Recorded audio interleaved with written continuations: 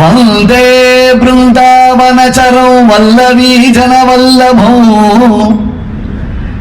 ஜயந்தி சம்பவம் தாம வை ஜயந்தி விபூஷணோ. அந்த ஸ்லோகம் ஆரம்பிக்கச்சேவே கிருஷ்ணனுடைய வடிவழகு அப்படியே கண்ணுல தெரியுமா, கிருஷ்ணனுடைய வடிவழகு அப்படியே சேவை சாதிக்கலாம். இன்னைக்கு சிரவணம் இல்லையா? இந்த சிரவணத்துக்கு ஒரு விசேஷம் உண்டு சொன்ன நான். ஸ்ரவண நட்சத்திரம் விஷ்ணு தேவதானது நேரம். ஸ்ரவண நட்சத்திரத்திற்கு தேவதை விஷ்ணு. பெரியாழ்வார் தன் பாசுரத்தில் பாடுவார், திருவோணத்தானும் நேரில்லை கான் ரோஹிணியில அவதாரம் பண்ணின கிருஷ்ணனுக்கு அந்த திருவோணத்தான் விஷ்ணு கூட நேரில்லை அப்படின்னு சொல்லுவார். அதுதான் அவர்தான் இவர்தான் அவர், வேற அதுல ஒன்றும் வித்தியாசம் இல்லை. ஏன்னா பெரியாழ்வார் பாசுரம் பாடச்ச ரொம்ப ஜாகிரதையா பாடினார். ராமபிரானுடைய பிறந்த நாளை கொண்டாடுவதை போல திருவாய்ப்பாடியில பிறந்த நாள் கொண்டாட முடியாது. கம்சன் அங்கங்க சிசிடிவி வச்சிருக்கான். அது என்னமோ தெரியல, என்ன மாயமோ தெரியல. மற்றவர்கள் தனிமையில் இருக்கிறதே மட்டும் சிசிடிவி ஆனது ஒர்க் ஆகுது, ஒரு பப்ளிக் பிளேஸ்ல இருக்கிற சிசிடிவி மட்டும் ஒர்க் ஆக மாட்டேங்குது. அப்படி சொல்ற போது நம்ம அந்த மாதிரி அன்னைக்கு ராத்திரி அந்த சிசிடிவி ஒர்க் ஆகல. கம்சனுடைய ஆட்சியில் அப்படிதான் இருக்கும்.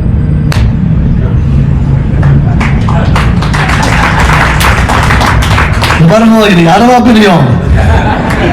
நீங்களா ஏதாவது புரிஞ்சுட்டா அதுக்கு கம்பெனி பொறுப்பல்ல.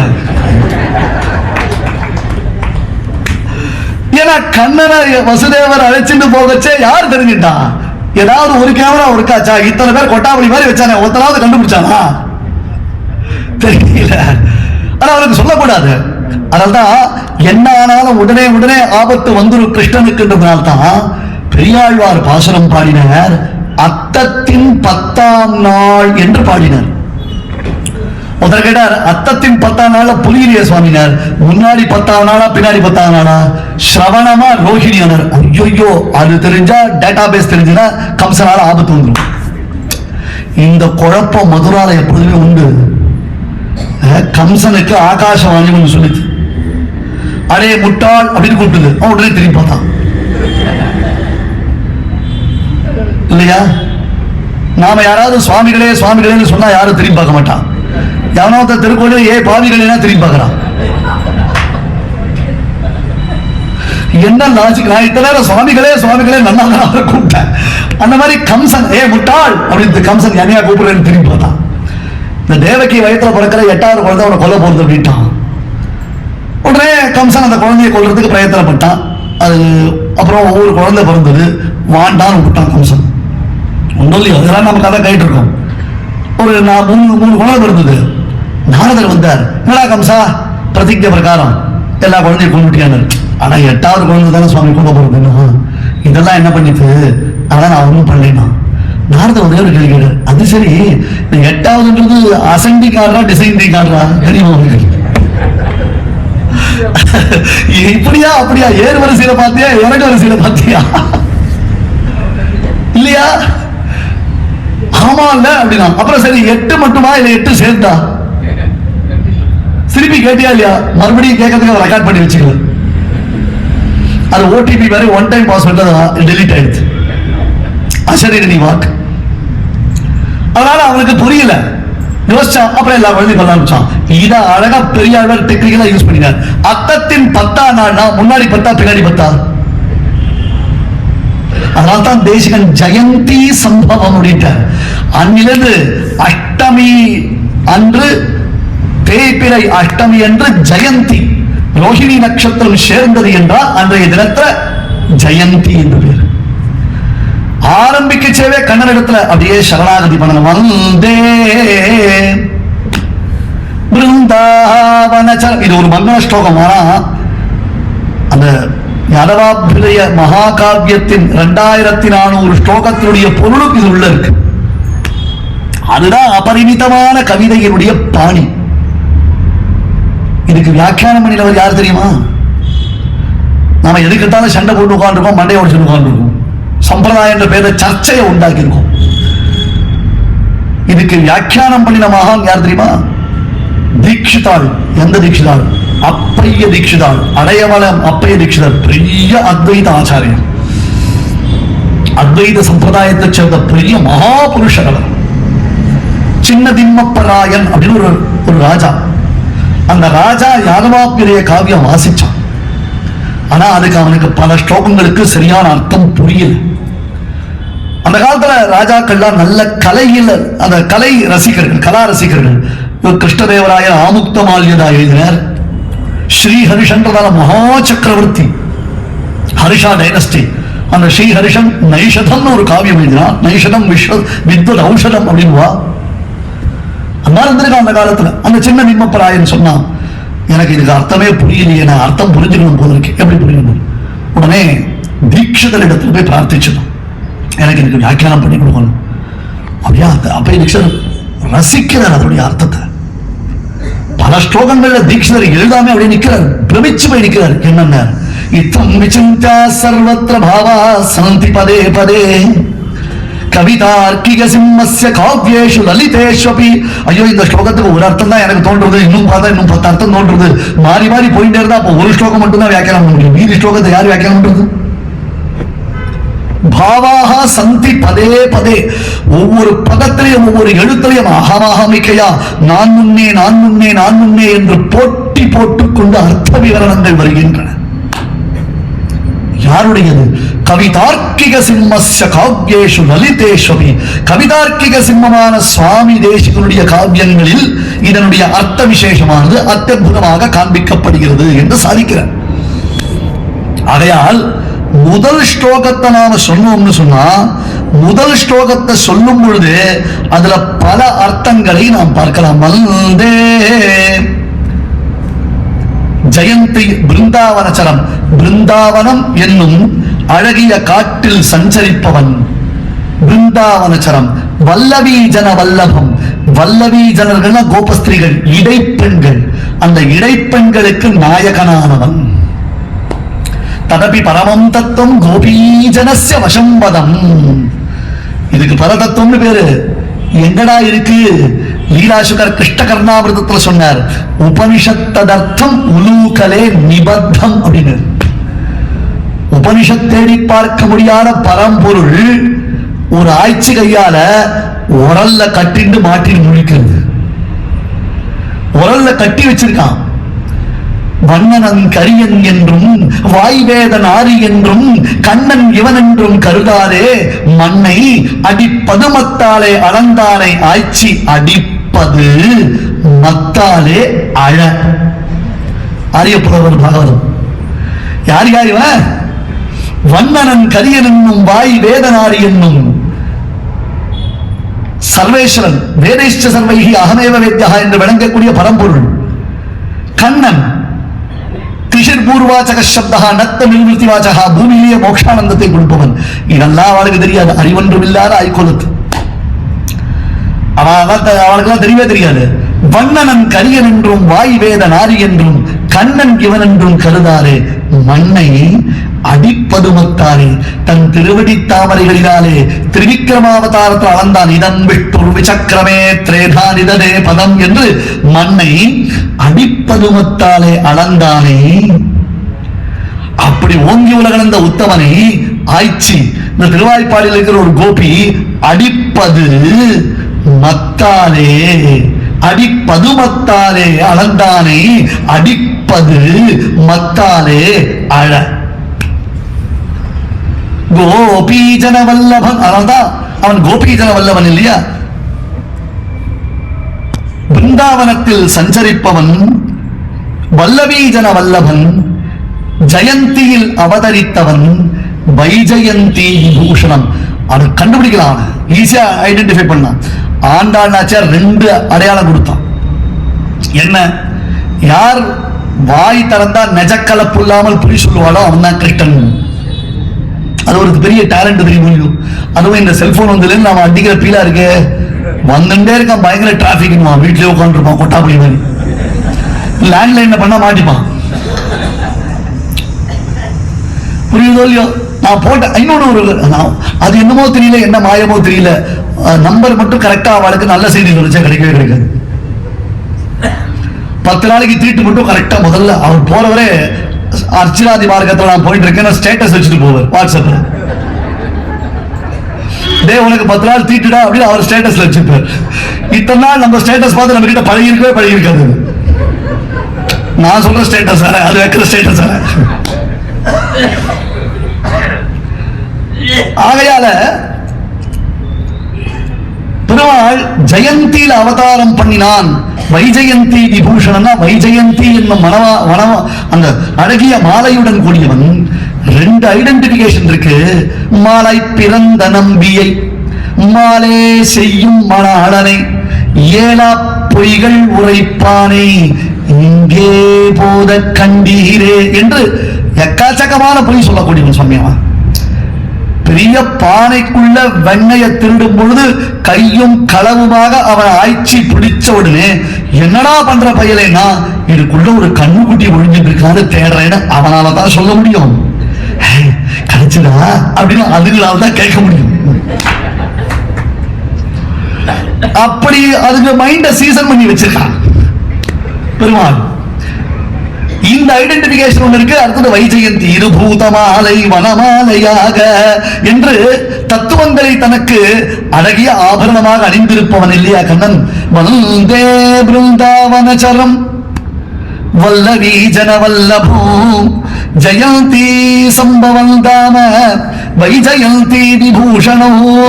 பிருந்தாவனம்ன்றது நெருஞ்சிக்காடு, பயங்கரமா இருக்கும். நெருஞ்சிக்காடுன்னா அதுக்கு ஒரு முள்ளு ஒன்று இருக்கும், நெருஞ்சில் முள் அப்படின்னு பேரு. அது 5 தலை நாகம் மாதிரி இருக்கும். ஒருத்தருக்கு காலில் முள்ளு குத்திடுது, வேலி காத்தான முள்ளு குத்திட்டு கம்பி குத்திட்டு செப்டிக் ஆயிடும். அவனுக்கு காலில் நெருஞ்சி முள் குத்திடுது. அங்கேருந்து போனான், போய் அவர்கிட்ட கேட்டான். யாருக்கிட்ட? வைத்தியர்கிட்ட. சுவாமி இதுக்கு ஒரு வைத்தியம் சொல்லுங்க.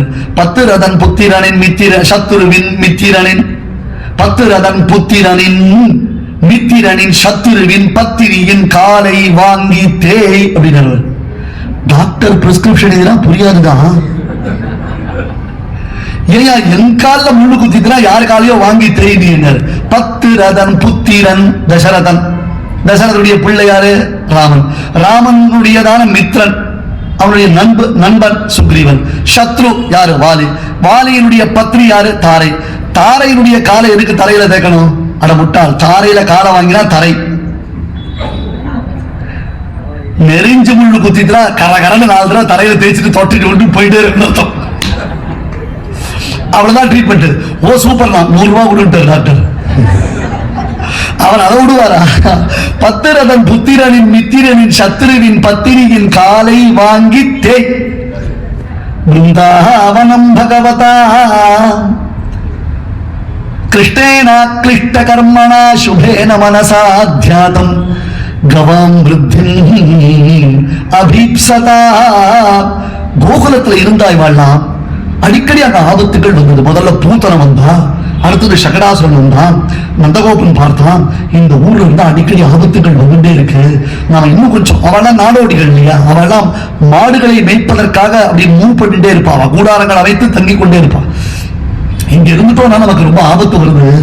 அதனால கிருஷ்ணனை காப்பாற்றணும். வேற ஊருக்கு போலாம். ஊருக்கு போலாம்னா என்ன புரியாது. வெஸ்ட் மாம்பலத்துல இருந்தாலும் சைதாப்பேட்டைக்கு போயிருக்காங்க. பெரிய ஊர் இல்லை, ஒண்ணு இல்லை, அவ்வளவுதான் விஷயம் மொத்தம். ஆனா அந்த இடம் இருக்கு பாருங்க, அது மொத்தம் நெருஞ்சிற்காடாக இருந்தது. எப்ப நந்தகோபன் இங்க இருந்து நாம அங்க போகிறதுன்னு தீர்மானம் பண்ணிட்டானோ, அப்ப கிருஷ்ணன் மனசுனால நினைத்தான் அந்த இடம் நல்ல பச்சை பசும் புற்கள் விளைந்த காடாகவும் நல்ல தீர்த்த வசதி ஏற்படட்டும் என்று கிருஷ்ணனுடைய திருவுள்ளம். பிருந்தாவனம் பகவதா கிருஷ்ணேன அக்லிஷ்ட கர்மணா சுபேன மனசாத்யாதம் கவாம் விருத்திம் அபீப்சதா. ஜலம் ஸ்தலம் எல்லாம் சுத்தமாச்சு. நன்னா அந்த இடம் ரட்சிக்கப்பட்டது. அவனம் அப்படின்னு கேட்டா ரட்சித்தல் அர்த்தம். வனேச்சரனான கிருஷ்ணன் அவனுக்காக அவதரித்தான். சேவா சுவாமி விளக்கணும். வனேச்சரனான கிருஷ்ணன் அவனத்துக்காக, அவனம்னா ரட்சித்தல் அர்த்தம், வனம்னா காற்ற போடுதல் அர்த்தம். வால்மீகி சொன்னார், தேவனேன மதங்கத்வா நதீஸ்தீர்த்வா பகூதகாக. ராமலட்சுமண சீதை முதலானவர்கள் காட்டுல போகும்பொழுது சம்க்ஷேப ராமாயணத்தை அபிநவதேசின் முத்தமூர் சுவாமி ஒரு வியாக்கியானம் பண்ணினார். தேவனேன வனம் கத்வா அப்படின்னு அவ ஒருத்தருக்கு போச்சு எப்படி பண்ணா ஒருத்தருக்கு ரட்சித்துக் கொண்டு சென்றார்கள் என்று அவன சப்தத்திற்கு அந்த ரட்சணம் முதல் அர்த்த விசேஷத்தை காண்பித்தார். அதை அப்படியே இங்க உபயோகப்படுத்துறாரு. பிருந்தாவனச்சரம், பிருந்தாவனச்சரம், பிருந்தாவனத்தில் சஞ்சரிப்பவன், பிருந்தாவனத்தில் சஞ்சரிப்பவன் அப்படின்னு கேட்டான் அர்த்தம்னா அவனம், பிருந்தம்னா கூட்டம், அவனம்னா காத்தல், கூட்டத்தை ரட்சிக்கவன், கற்றுக்கறவை கணங்கள் பல கறந்து, கனைத்திலம் கற்றுரிமை கன்றுக்கு இறங்கி, எல்லாம் கூட்டம் கூட்டமா இருக்கும், ஒன்னு ரெண்டு இருக்காது. லட்சக்கணக்கான பசுக்கள், லட்சக்கணக்கான எருமைகள், முத்திரம் உண்டு. நந்தகோபுரத்துல 3 செல்வங்கள் உண்டு, ஆடு, மாடு, ஒட்டகம். அந்த காலத்துல இல்ல குதிரைன்னு சொல்லுவோம், ரெண்டுமோ அந்த அந்த பிராணிகள் தான் முக்கியமானவைகள். அதை வைத்துக் கொண்டு அவன் நல்ல தயிர் பால் அதெல்லாம் வியாபாரம் பண்ணிட்டு இருக்கான். மற்ற குதிரைகளுக்கு நல்ல பொருட்கள் வேணும், மாடுகளுக்கு நல்ல பொருட்கள் வேணும், நல்ல தீர்த்த வசதி வேணும். பிருந்தாவனம் அப்படின்னு சொன்னா கூட்டம் கூட்டமாக காப்பவன். ஒருத்தர் 2 பேரா காப்பாத்திருக்கான், எத்தனை பேரை காப்பாத்திருக்கான் பெருமாள் இந்த அவதாரத்துல. கூட்டம் கூட்டமா டான்ஸ் ஆடி இருக்கான், கூட்டம் கூட்டமா திருடி இருக்கான், கூட்டம் கூட்டமா கொலை பண்ணிருக்கான் சுவாமி. 18 அக்ஷௌஹிணி சைன்யம். அவ்வளவுதான். தேர சபலி சகி வச்சோ நிஷம்ய மத்தியே நிஜ பரபலயோ ரதம் நிவேஷ்ய ஸ்திதவதி பரசைனிகாயுரக்ஷணா ஹிருதவதி பார்த்த சகே ரதிர்மமாஸ்து. அப்படியே பீஷ்மர் உள்ளம் உருகி போய் பெருமாளை சேவிச்சார். அம்பு படிக்கிற பொறுத்து நிற்கச்சு. பாராய் வாழா அப்படின்னு பெருமாள் கையை காமிச்சார். வாழான் தான் அப்படின்னு மொத்தம் உசுர வாங்கிட்டான். பரசைனிகாயு ரக்ஷணா ஹிருதவதி, கண்ணாலேயே அவ உசுர வாங்கிட்டான். நிமித்த மாத்திரம் பவ சவ்யசாச்சன. அர்ஜுனா இதெல்லாம் செத்த பாம்பு, எல்லாம் போட்டு துவைச்சாச்சு, எல்லாத்துக்கும் உசுரே பூத்து. சும்மா உனக்கு பேர் வரணும்ன்றதுக்கோசரம் புலி செத்த புலி மேல துப்பாக்கி வச்சு போட்டோ எடுத்துக்கிற மாதிரி நீ எடுத்துக்கோ. இதெல்லாம் போட்டாச்சுட்டான் பெருமாள். அதனால அவனம்னா கூட்டம் கூட்டமாக, பிருந்த அவனம் கூட்டம் கூட்டமாக கொன்று காப்பாற்றினவன், கூட்டத்தை காப்பாற்றினவன். கூடாரை வெல்பவன், கூடியவருக்கு தோற்பவன் அப்படின்னு சொன்னார். பிருகதாரண்யகத்தில், பிருகதாரண்யகம் உபனிஷத், பிருகத் ஆரண்யகம்னு பேரு. உபனிஷத்திலேயே ரொம்ப பெரிய உபனிஷத்து. சாந்தோக்கியம் பிருகதாரண்யகம் சொல்லுவோம். யாக்ஞவல்கியருடைய உபதேசங்கள் நிறைய உண்டு அந்த உபனிஷத்துல. அந்த உபனிஷத் அர்த்தம் பிருகத் ஆரண்யகத்துல சஞ்சரிக்க கூடியவன். வேதைஷ்ச சர்வைஹி அகமேவ வேத்யஹான் ஸ்ருதி சிரசி விதித்தே. வேத வேதாந்தத்தில் சஞ்சரிப்பவன் இப்பொழுது எங்க சஞ்சரிக்கிறான்? பிருந்தாரண்யத்துல சஞ்சரிக்கிறான். அதான் உபனிஷத் அர்த்தம் எங்க இருக்கு? உலூகலே நிபந்தம் போட்டு கயர்ல ஒரு உரல்ல கட்டி வச்சிருக்கான், உரல்ல கட்டி வச்சிருக்கான். அங்க தண்டகாரண்யத்துல சஞ்சரித்தான், இங்க பிருந்தாரண்யத்துல சஞ்சரிக்கிறான். இந்த க்ஷேத்திரம் சென்னைக்கு பிருந்தாரண்ய க்ஷேத்திரம் தான் பேரு. நம்மெல்லாம் பிருந்தாரண்ய க்ஷேத்திரத்தில் இருக்க முடிவாள். ஏன்? நம் பார்த்தசாரதி பெருமாளுடையதான க்ஷேத்திரம் இது பிருந்தாரண்ய க்ஷேத்திரம். அது ஒரு பெரிய பாக்கியம். நம்மளால 108 திவ்யதேசத்துக்கு உட்கார்ந்து இருக்கோம். நம்ம அந்த பார்த்தசாரதி சம்பந்தத்தோட கைரவணி புஷ்கரணி கரையில நாம இருந்துருக்கோம். அதனால்தான் ஆண்டாள் என்ன பண்ணா? பிருந்தாவனத்தே கண்டோமே. எங்க பார்த்தோம்னா பிருந்தாவனத்துல பார்த்தோம் சுவாமி.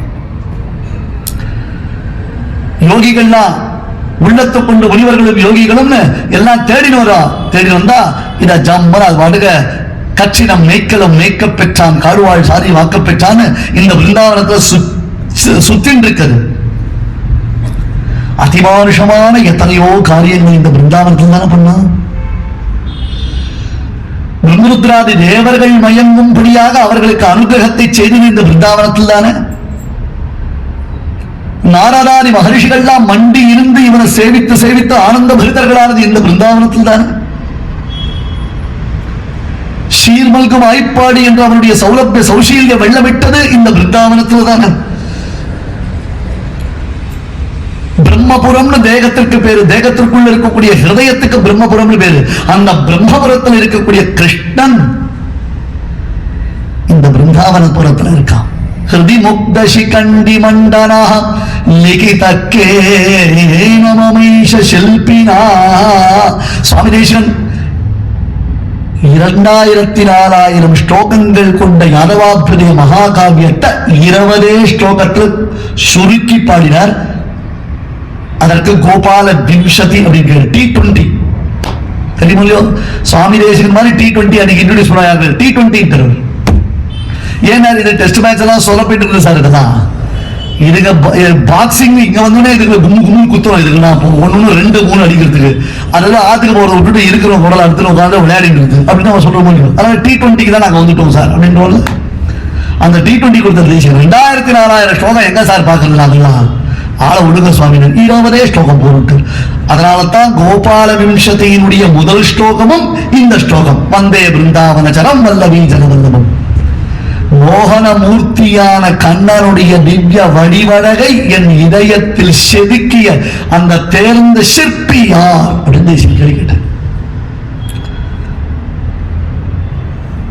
கிருஷ்ணன் ராமன் 2 பேருக்கு ஒரு வித்தியாசம் உண்டு. ராமன் வனசுந்தரன், கிருஷ்ணன் புவன சுந்தரன்.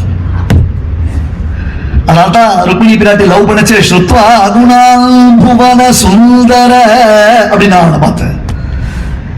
ராமன் வனசுந்தரன் இருந்தாலும் இவன் யத் பிருந்தாவன பண்டிதம், பிருந்தாவனத்தில் நன்கு சஞ்சரிக்கும் திறன் பெற்றவை பெருமாளுடைய திருவடிகள். அதனால தான் இன்னைக்கும் போனா சரண் பகாடி அப்படின்னு இருக்கும். பெருமாளுடைய திருவடி பட்ட இடம்.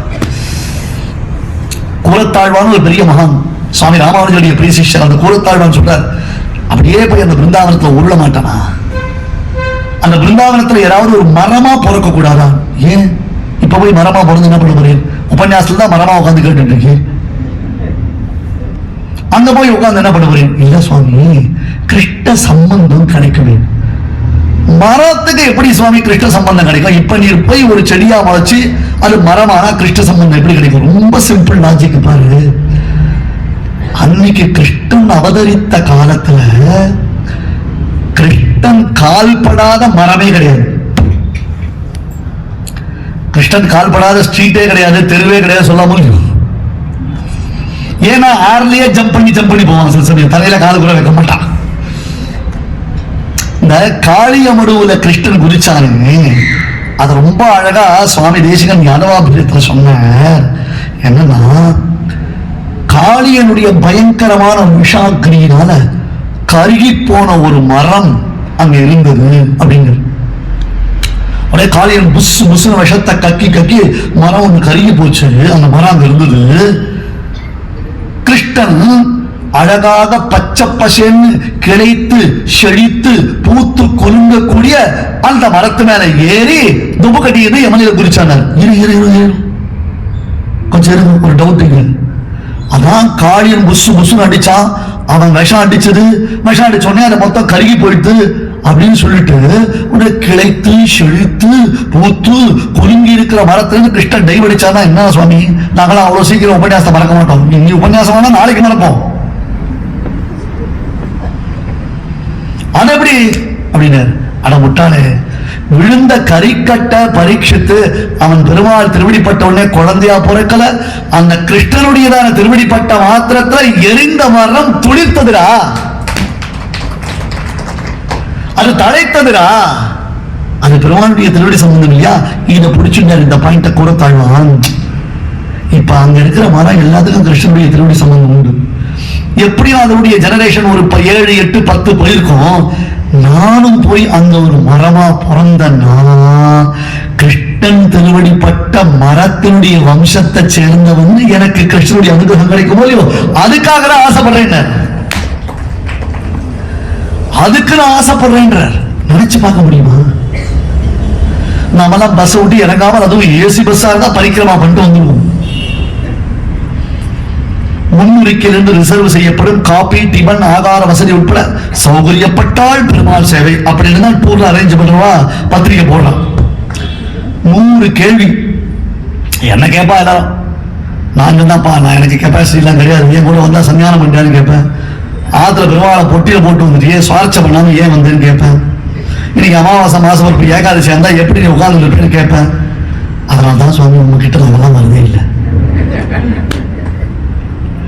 இந்த வம்பு தும்புக்கெல்லாம் ஏன் வச்சுக்கணும்? ஆள விடுறா சாமியை விட்டுட்டு போயிடுவான். தர்மம் பரிபாலனம் பண்ணப்படணும். கிருஷ்ணன் தர்மம் சனாதனம். கிருஷ்ணன் பேரை சொல்றோம்னு சொன்னா நமக்கு கொஞ்சமாக இருக்கணும். உனக்கு என்ன யோகியதை இருக்கு சொல்றதுக்கு நினைச்சுக்காதீங்க. சொல்ற விஷயம் சரியான விஷயமா இருந்தா அதை ஏத்துக்கணும். Concept is very simple.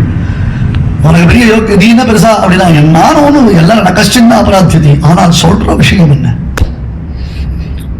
அதை நாம புரிஞ்சுக்கணும். பிருந்தாவனச்சரம் காளிதாசனுக்கும் தேசிகனுக்கும் ஒரு வித்தியாசம் உண்டு. காளிதாசன் வாகர்த்தாயுவ சம்பிருப்தோ வாகர்த்த பிரதிபத்தே ஜெகட பிதரோ வந்தேன்னு கிரியாபலத்தை கடைசியில போட்டான். தேசிகன் பார்த்தாரு, எங்க கடனெல்லாம் முதல்ல சொல்லிச்சவே சேவிக்கிறேன்னு சொல்லிட்டு தான் ஆரம்பிக்கிறோம். முதல்ல சேவிச்சாதான் மீதினா கிடைக்கும். முதல்ல சேவிக்கிறேன்.